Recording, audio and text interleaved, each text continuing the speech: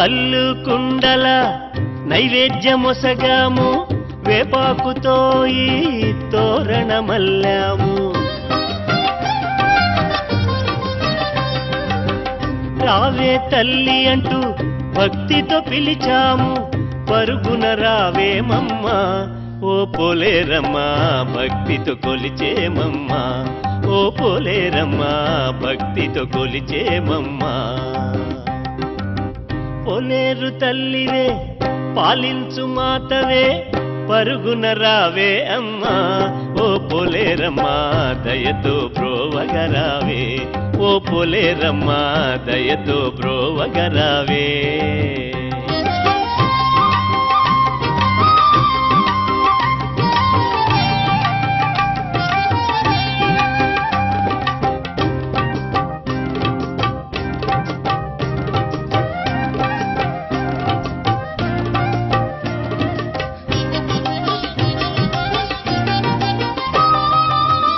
అమ్మవు నీవని నమ్మిన వారికి అమ్మా,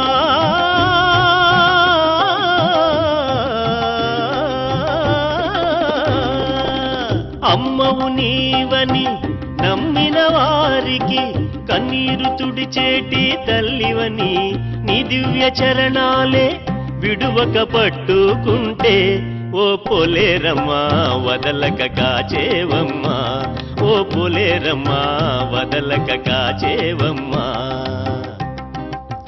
పోలేరు తల్లివే పాలించు మాతవే, పరుగున రావే అమ్మా ఓ పోలేరమ్మా, దయతో బ్రోవగరావే ఓ పోలేరమ్మా, దయతో బ్రోవగరావే.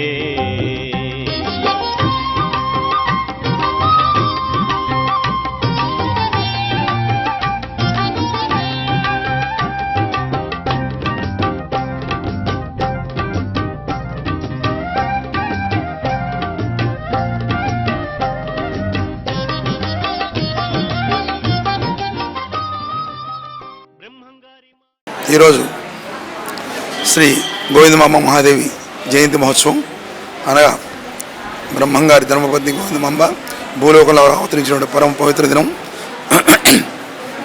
అమ్మవారు భూలోకంలో అవతరించిన తర్వాత బ్రహ్మంగారికి 48 సంవత్సరాల వయసులో, గోవిందమాంబకి 38 సంవత్సరాల వయసులో కళ్యాణం జరిగింది.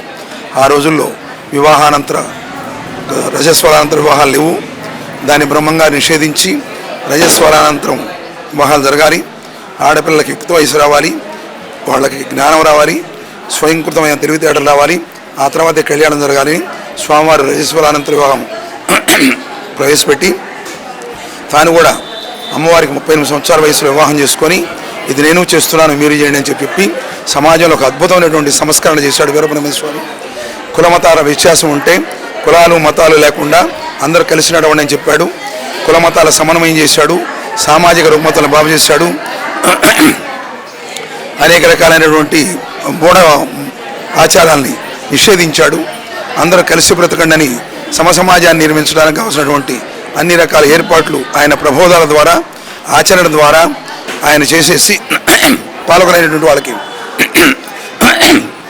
అనేక మహిమలు చూపించి ప్రజలందరినీ సద్ధర్మయుక్తంగా పరిపాలించండి అని చెప్పి అటు పాలకుల్ని ఇటు పీఠాధిపతుల్ని అటు ప్రజల్ని సంస్కరించి ధర్మయుక్తమైనటువంటి సమాజాన్ని నిర్మించి ముందుకు నడిపించాడు.